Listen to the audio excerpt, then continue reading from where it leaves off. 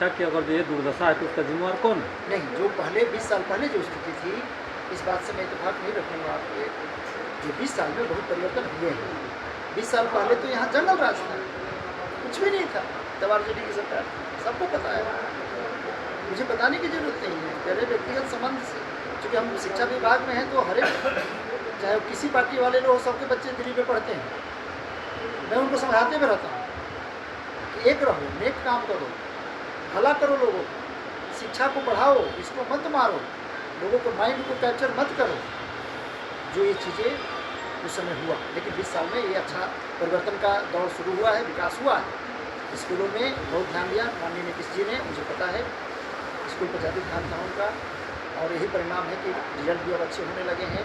लेकिन मुझे मानना है कि और भी सुधार की ज़रूरत है, जिसके लिए मैं ये प्रयास करने चाहूँगा। अच्छा, इतना विकास ही हुआ है तो बक्सर से पिछले 10 सालों से जिसे भाजपा का गढ़ कहा जाता था, आप लोग का सफाया क्यों हो जाता है? विश्व की सबसे बड़ी पार्टी आप लोग खुद को कहते हैं, संगठन को लेकर के विश्व का सबसे संगठन बताते हैं, और पूरे बक्सर से आप लोग का सफाया हो जाता है। पिछले 10 सालों से आप लोग खाता भी नहीं खोल पा रहे, तो नहीं लगता है कि सब कुछ ठीक नहीं चल रहा है? देखिए, चुनाव का स्तर दो लेवल पर, मैं समझ गया, विधानसभा की बात करते हैं, जबकि हम संसदीय चुनाव में तो हम हमेशा ही नेतृत्व किए हैं। इस बार हमने लूज किया है, इसी बार लूज किया है ना, हमारा ही तो रहा है यहाँ। इसलिए माननीय उस समय 24 जी 10 साल रहे, आपके सामने की बात है। लेकिन कुछ बातें ऐसी होती है जो आम जनता का भाई अपना मत है, विचार है, कुछ अपना जो संगठनात्मक दृष्टिकोण से भी कुछ बातें हो जाती है, कभी कभी उसमें व्यवधान हो जाता है। लेकिन मुझे लगता है कि हम 10 साल में एंटी इनकम्बेंसी के बावजूद भी हमने सरकार बनाया।